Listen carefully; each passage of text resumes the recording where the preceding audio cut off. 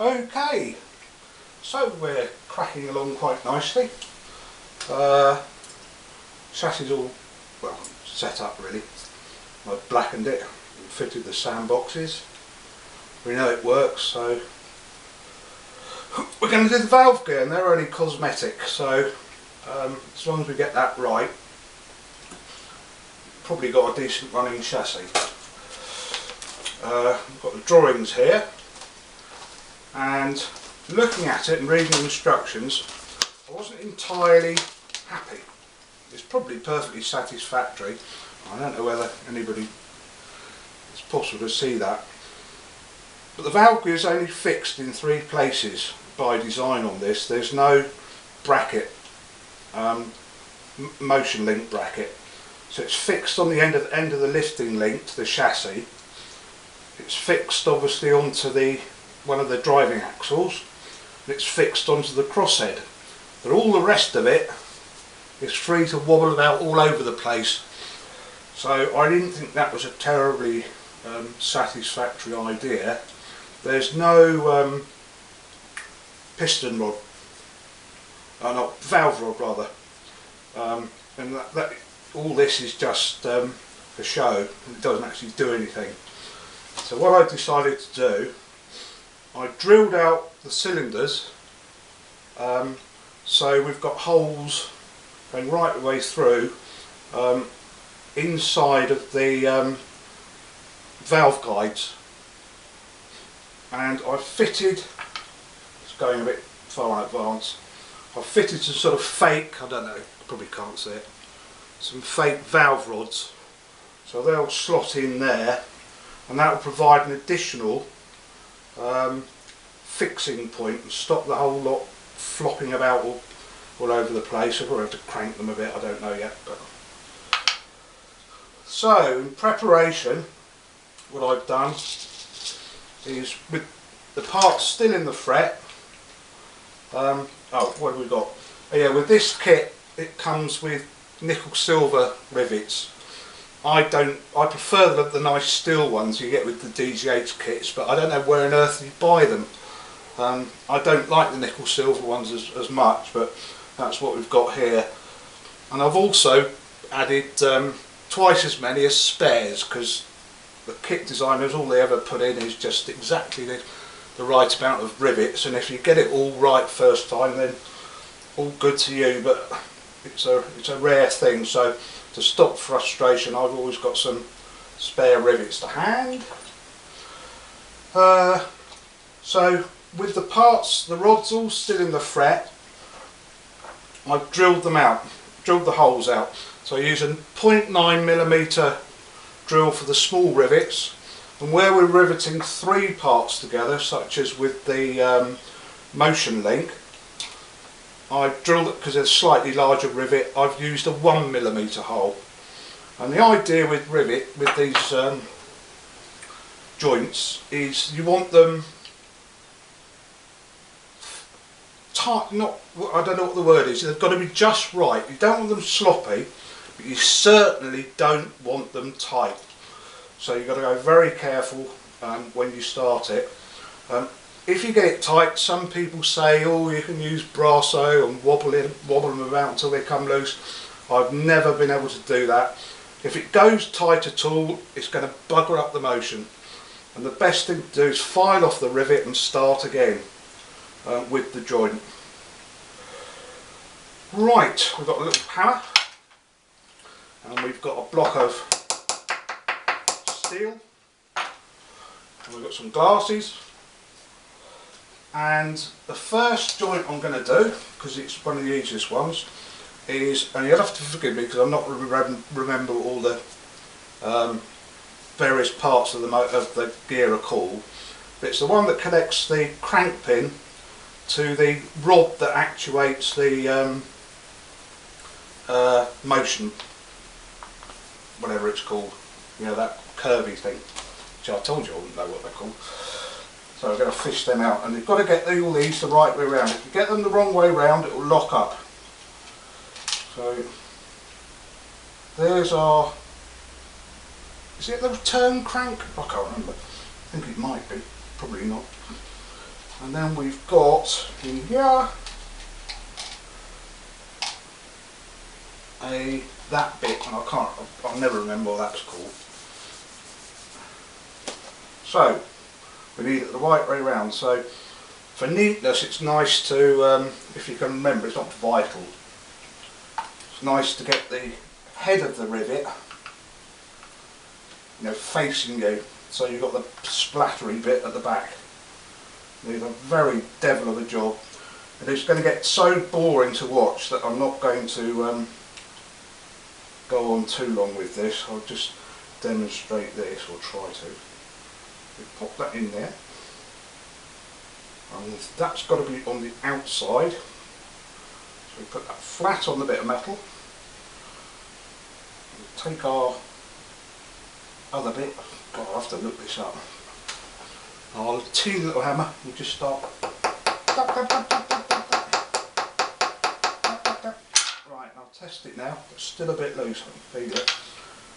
So just don't go too far, because if you get it tight, you're going to have problems. Now that's just right. Okay, so it's not loose at all, but there's no tightness, or what tightness there is so slight.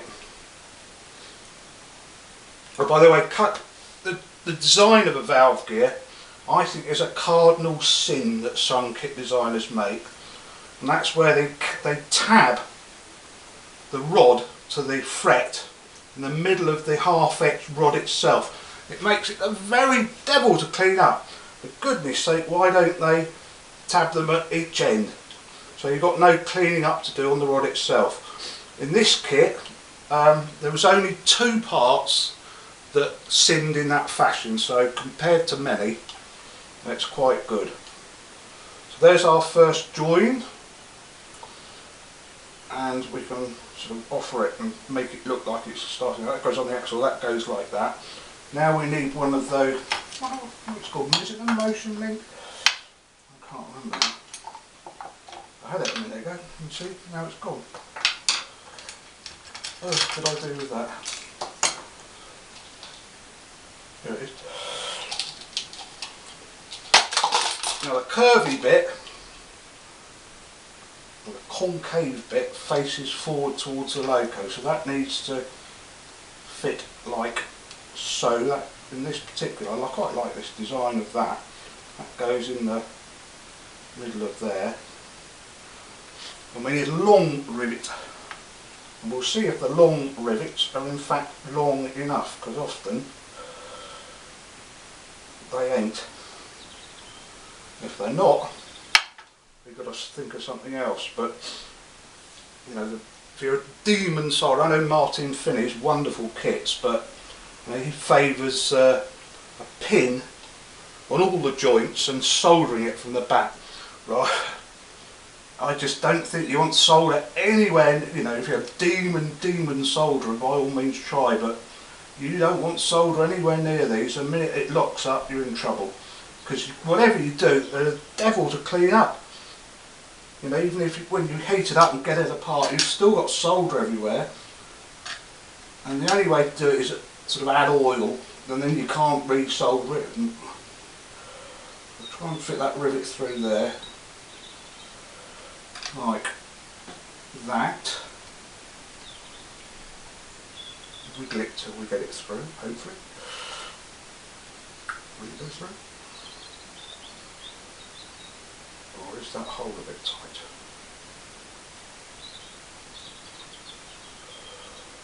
No, that hole's too tight.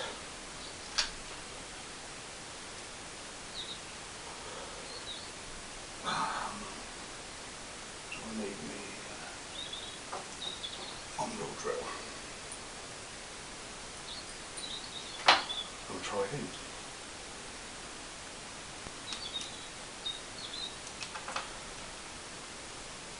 Like that. I've got a clock, by the way, because last time I overran the 15-minute YouTube limit. I had a hell of a job trying to edit the thing, and failed miserably. You can see it's not the easiest thing in the world to do this. Make sure we got that right again. Make sure we got that right. Yeah. I think I'll just open that up. That might make life a bit easier. I'll slip that on there, that's better this time.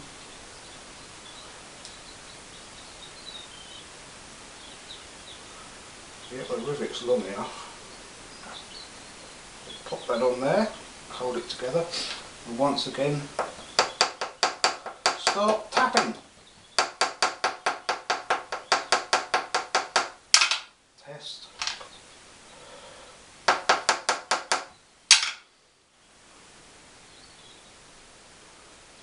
That's pretty good.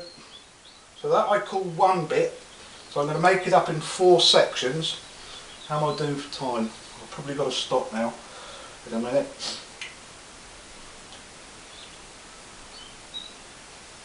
The last one I'm going to do is the crosshead. The drop link is incorporated into the crosshead on this design of gear, which actually makes things a lot easier. But that's the last joint I'm going to do, because it's the one that's the most difficult, believe it or not, because the crosshead isn't flat. What's wrong with it? Let's get a nice small one. Seems to vary in size, some of these. Right. So this is important that we get this the right way round. I nearly didn't. And there's the combination lever. That's the one I've added. No, it was too big, that rivet. That's the one I've added the valve rod to. There's a small one, and that fits. We pop that like that, and we just think that's got to go outside of that, like so. Like so, like so, like so. He says, wondering how to do it. Well, hold it down. Tap, tap, tap, tap. Test. No, I can see that's not quite gone yet.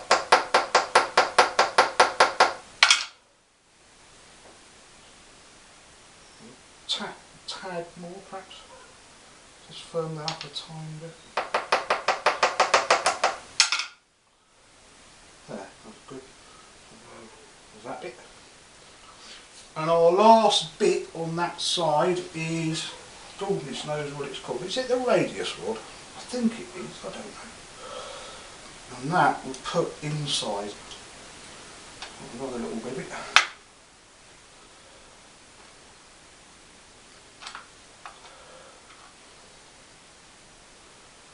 Here, just go through there. I'll put it inside. Yeah. We'll take the radius rod, that's not half it, so it doesn't matter about which way round that goes. I think it's a radius rod, I'm probably getting all these names wrong. Again.